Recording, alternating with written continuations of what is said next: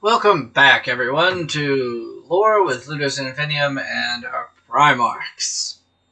I am glad to be doing this video. This is one that I didn't think at first would take me a while.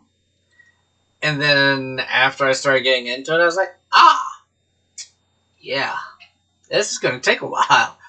So let's get started with the story of Fulgrim, the Phoenician, the Primarch of the Emperor's children, the Slaanesh cultist of all things spiky and dildo-y.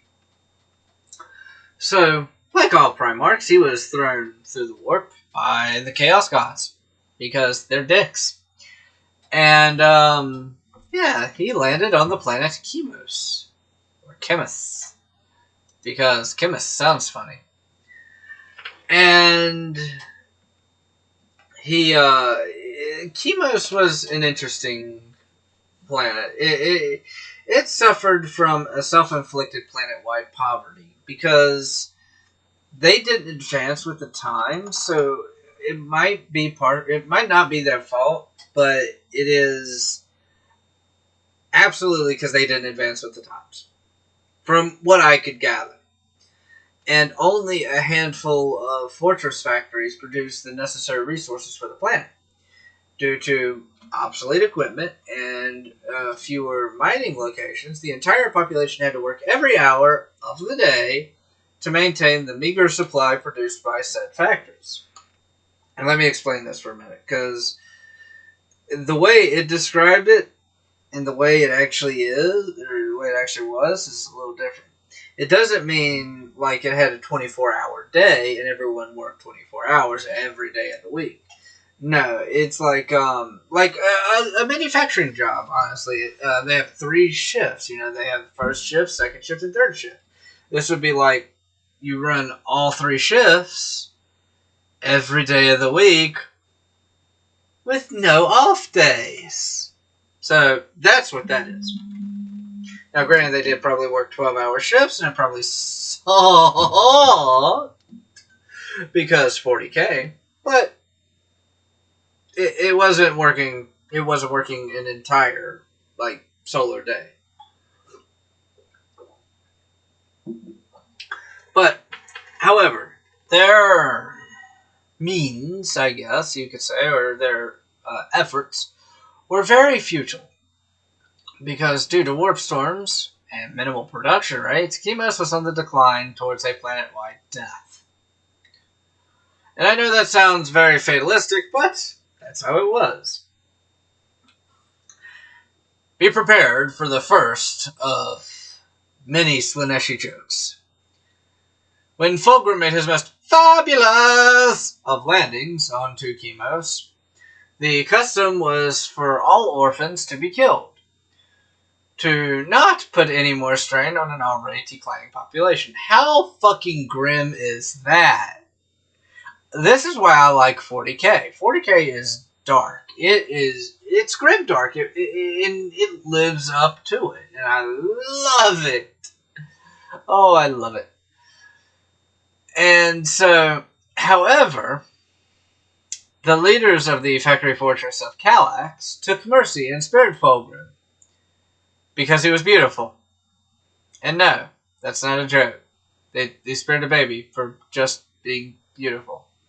Now, I get Primarch and, extraordinary bullshit and stuff, but a beautiful baby? This sounds like another aspect of Grimdark where unspeakable things happen to Fulgrim. That explains what happens to him later. Never mind. By the age of 15...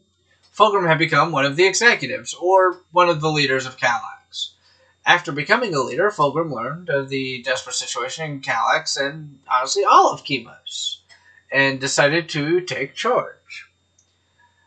Under Fulgrim's care, the population of Chemos ventured from the fortress factories to find other places to mine, because those fucking existed, apparently.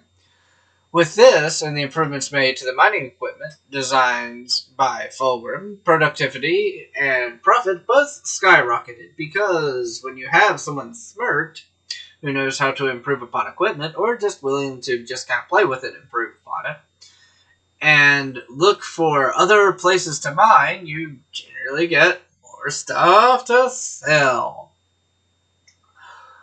By the way, here comes a really big surprise. With less time required working, the population of Chemos rediscovered its art and culture.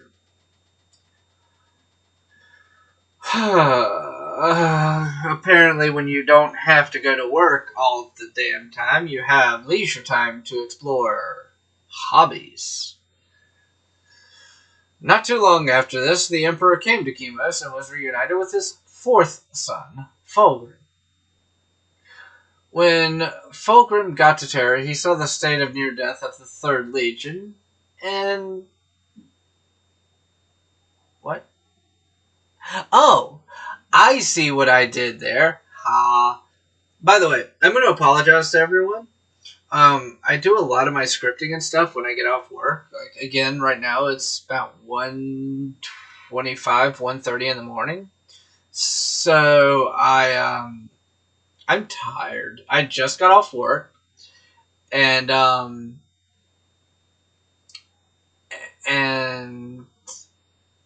yeah, the way this sentence kind of jumped, it looks silly, but I will fix it. When Fulgrim got to Terra, he saw the state of near death of the Third Legion was in, and like Chemos, brought it back from the dead, thus earning him the title the Phoenician, because words are hard. On Terra, Fulgrim got to meet someone else. Slaanesh, the Primarch of the Iron Hands, or the 10th Legion.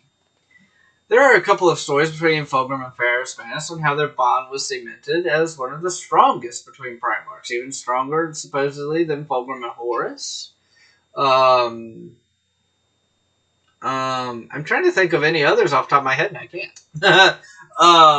Sanguinius and Rabute Gilliman, because they had to have someone like the fucking Blueberry. But anyway, the first one is a little bit strange, and this is one where actually me and Arch do agree that this sounds a little bit forced, but it sounds a lot contrived. So, upon their first meeting in the forges in the Urals, Ferris challenged Fulgrim to see who could craft the better weapon. Makes sense so far. So Fulgrim made Forgebreaker, a warhammer of immeasurable strength. Fulgrim, the pretty boy, made a hammer, while Ferris made Fireblade, a sword whose flame could never be quenched. One of the Primarchs who believe in unrelenting force, and not to put a massive pun on it intentionally, but in smashing everything like a hammer on a nail, made a sword. It was to no one's surprise that when they saw each other's weapons, they claimed the other's was superior, to which they laughed, exchanged weapons, and declared a draw.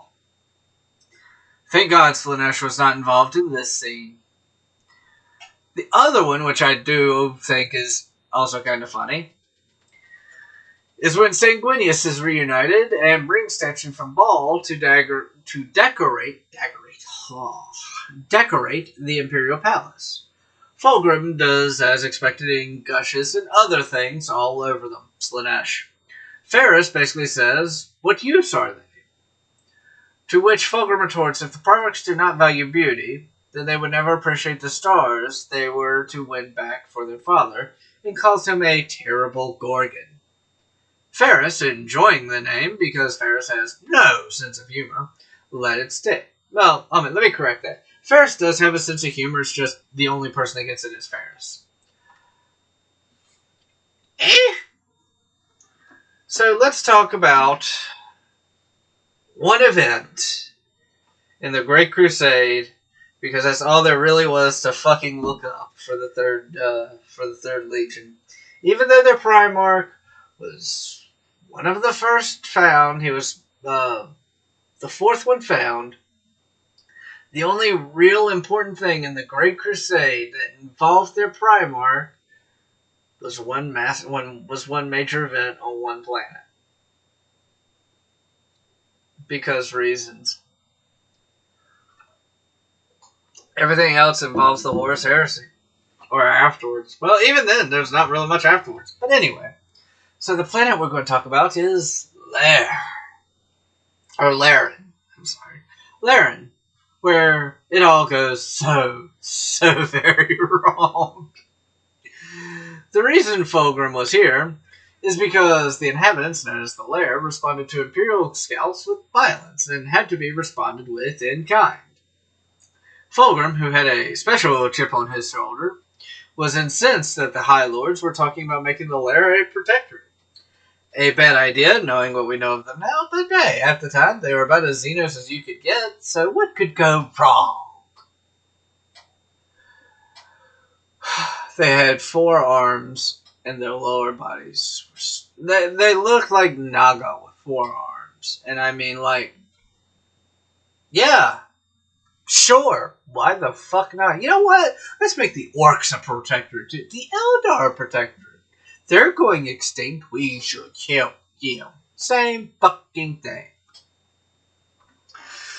Fulgrim, seeing the actions of the High Lords as cowardice, and since they didn't want to wage a decade-long war, which is what they would figure, he would do it all in 1 month.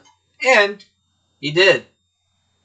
However, by doing it in 1 month, it came at a cost most engagements would not see in a span of years. I want to put this in a little bit of perspective. The assault on the Whisperheads by the 16th Legion in the first book, Horus Rising, they're listed as having no casualties until Xavier Jabal turns traitor. Well, he doesn't turn traitor, he just gets possessed.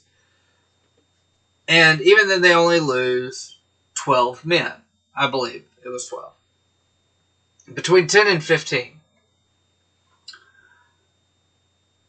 In 1 month, Fulgrim lost 700.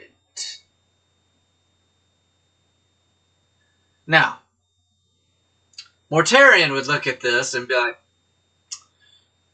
brother, that's a lot of attrition. Especially for Astartes. And Fulgrim would be like, yes, didn't I do it perfectly? Look, I can do attrition better than you. Ha ha ha ha ha ha. Anyway, now that I got that out of my system, there's going to be a lot of jokes made at Fulgrim's expense. After the conquest of Laren, Fulgrim found something odd. A temple. And in the temple was a snake person murder orgy. And in the murder orgy was a sword. And he decided at that moment he needed the sword. By the way, I want to point this out. In the murder orgy, that is exactly what it was. And they were high off their asses. It was listed in the book as them being under the influence of narcotics and all that stuff. And it's just like, yeah. There's a sword in the middle of this? Oh, I want it. There's nothing wrong with it. No, let's not burn it. It's mine. It's mine, and I didn't know it was mine. And this, children, is why certain people should not be left unsupervised. This is why you need the salamanders.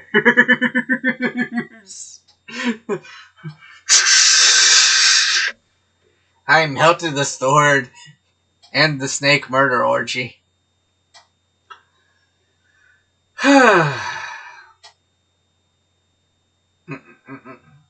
So, over time, the sword corrupted Fulgrim.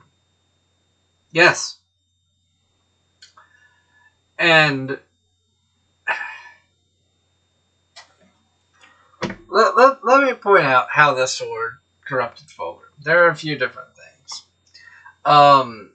With the defeat of the Diasporax, he kills one of his captains because his captain got to the bridge first.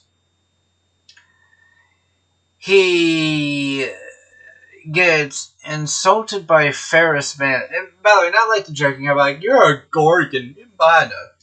Like, he actually takes it so personally because he's getting corrupted by the demon and the fucking sword.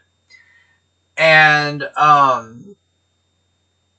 then he has a meeting with Farser Eldrad Uthron. And that goes about as well as can be expected between a corrupted Primarch and Eldar. Or, well, Eldar and anyone. Eldar are bad at diplomacy. Their diplomacy score is like -20 or some shit. I don't know what's wrong with them. And also to the point of where Horus told Fulgrim of his plan to betray the Emperor. What little disbelief was eroded, and he joined forces with the War Master to bring about the Horus Heresy.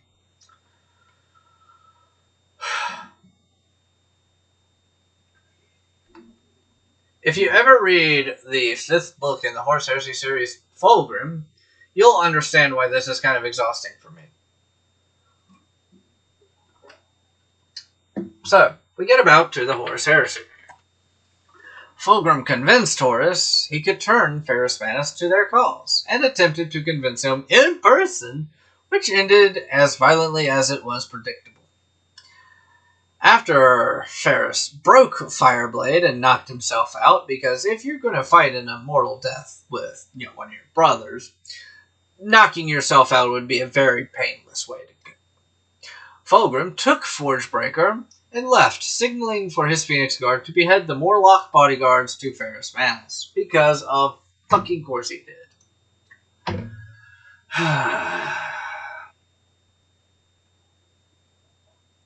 Okay, so I want to point this out.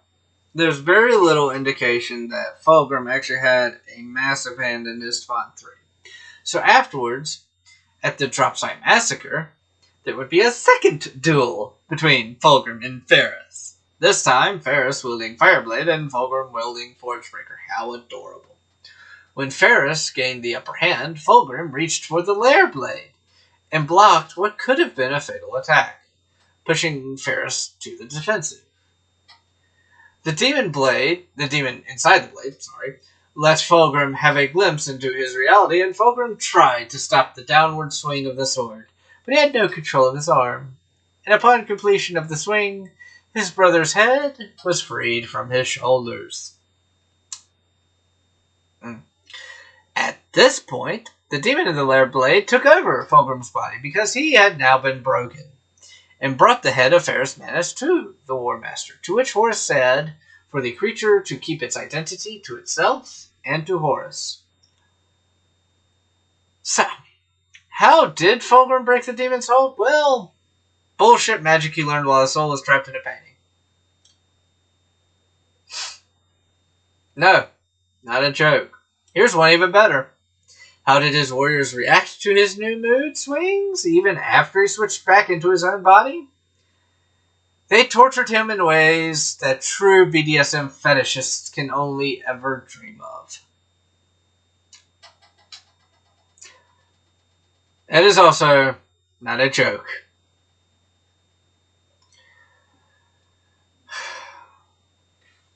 I'm gonna say this right now.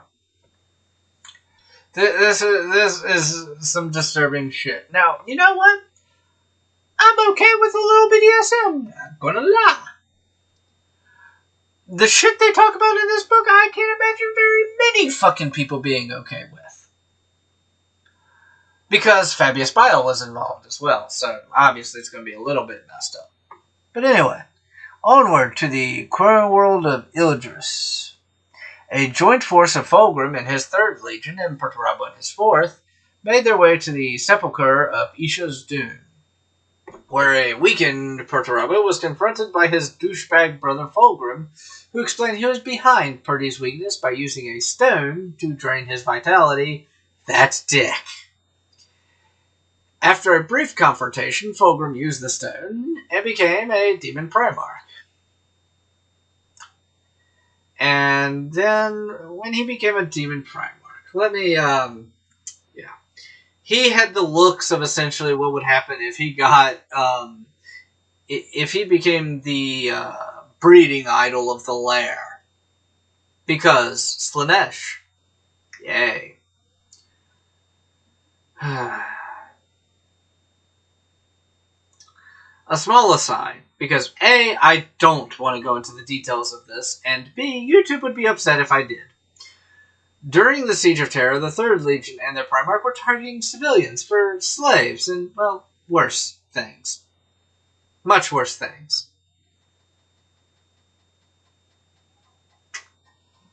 I will put it in this sense. They were fully corrupted by Slaanesh at this point, and they had rediscovered something that only one other legion had known, the Space Wolves, their sexual desires, and they wanted to share those desires with the citizens of Terra, as unwilling as they were. That's about as subtle as I can fucking make it, and I'm sorry I even said it now.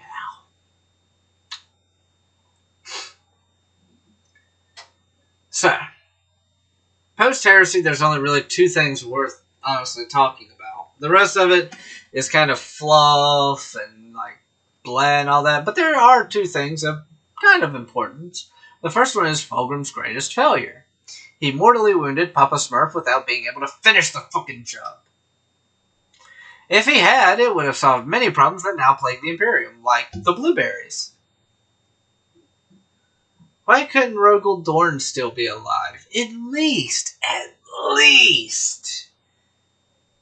Even though he had the personality of a fucking plank of wood, he was a much more enjoyable Primarch than Rabute Gilliman.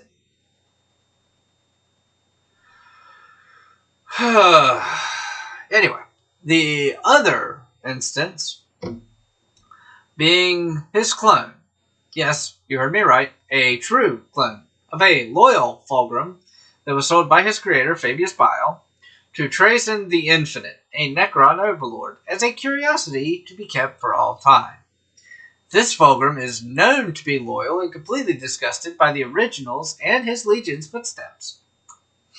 Because, I mean, who wouldn't be? Think about what would be in those footsteps. You know, don't think about what would be in those footsteps. After I said it, I was kind of vomited in my mouth a little. Anywho,